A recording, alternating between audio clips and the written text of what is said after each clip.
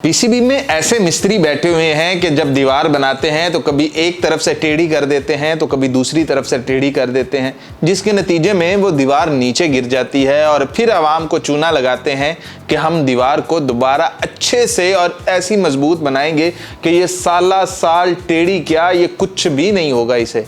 लेकिन फिर वही होता है कि अब प्लेयर्स जो हैं उनकी आपस की वो जो रंजिश है वो ख़त्म करने की कोशिश की है, उसके ऊपर खर्चे किए हैं और वो जो आपस में एक तनाव था उसको कम करने का एक ड्रामा रचाया है, या क्या पता कामयाबी मिली है।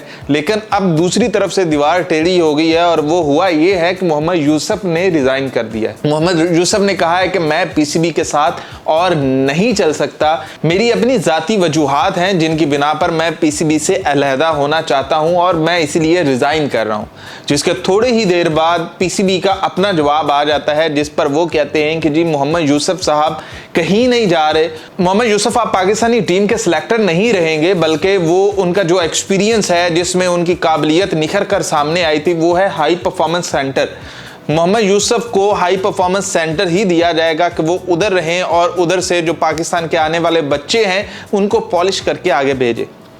अब सीन ये चेक करें कि मोहम्मद यूसुफ कहते हैं कि मेरी ज़ाती वजूहात हैं जिनकी बिना पर मैं पीसीबी का हिस्सा नहीं रह सकता। दूसरी तरफ पीसीबी है जो कहता है कि भैया हम मोहम्मद यूसुफ को सिलेक्टर नहीं रख सकते, हम इसे हाई परफॉर्मेंस सेंटर का हिस्सा बनाएंगे, ये उधर रहेंगे।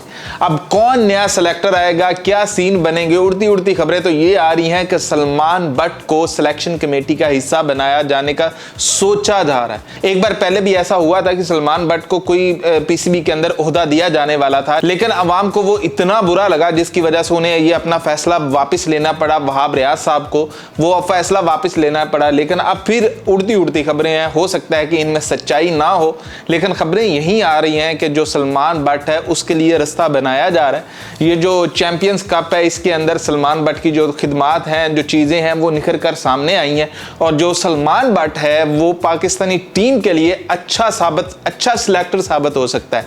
ऐसा सुनने में आ रहा है कि वो पाकिस्तानी टीम का नया सिलेक्टर बन सकता है। जबकि पाकिस्तानी टीम के जब से बुरे दिन चल रहे हैं, सिलेक्टर कोई आ रहा है कोई जा रहा है, पता नहीं मेहमान है क्या है, कोई सीन पता नहीं चल रहा। पाकिस्तानी टीम की वैसे तो कभी भी डायरेक्शन पता नहीं चली है, ये करना क्या चाह रहे हैं, चाहे वो वसीम अकरम का दौर हो, चाहे वो इमरान खान का दौर हो और चाहे ये मौजूदा दौर हो।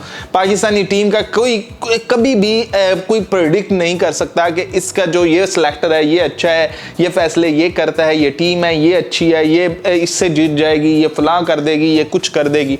ऐसा कभी कोई प्रेडिक्ट नहीं कर पाया है। ऐसा पाकिस्तान के बारे में एक ही चीज़ सोची जा रही है कि यार ये कभी भी कुछ भी अच्छे से अच्छा कर सकते हैं, कभी भी कुछ गंदे से गंदा कर सकते हैं। तो जो वर्ल्ड कप जीता था हमने वो भी यही था कि पाकिस्तान किसी वो कहते हैं ना पेपर वर्क में ही नहीं था कि पाकिस्तान जीत सकता है, लेकिन पाकिस्तान चैंपियन बनता है। फिर पाकिस्तान सबसे स्ट्रांग होता है पोजीशन में, लेकिन पाकिस्तान हार जाता है। तो पाकिस्तान के सीन ऐसे ही चल रहे हैं। सिलेक्शन कमेटी में कभी अब्दुल रज़ाक आता है, कभी असद शफीक आता है, कभी कोई जाता है, कभी कोई आता है, बस ये आना जाना लगा हुआ है। ये वही वो बंदर वाली कहानी है कि वो पूछा जाता है ना, एक बांदर होता है वो दरख्त पर बैठा होता है तो दूसरा जो बांदर होता है वो नीचे गिर जाता है, तो वो उसके पास जाता है और वो छोटे छोटे काफ़ी आ रही होती हैं, तो कभी वो इस दरख्त पर चढ़ जाता है, दौड़ता दौड़ता इधर जाता है, फिर नीचे आ जाता है, फिर दौड़कर इधर चला जाता है, फिर दरख्त पर चढ़ जाता है। तो वो उससे पूछते हैं कि भैया तू कर क्या रहा है? वो कहता है कि बस मेरी आनियां जानियां देखो, बाकी छड्डो, मैं जो भी कर रहे हैं। ये सीन पाकिस्तानी सिलेक्शन कमेटी के यही है कि इनकी आनियां जानियां देखें, जो ये कर रहे हैं ये किसी को नहीं पता चलेगा।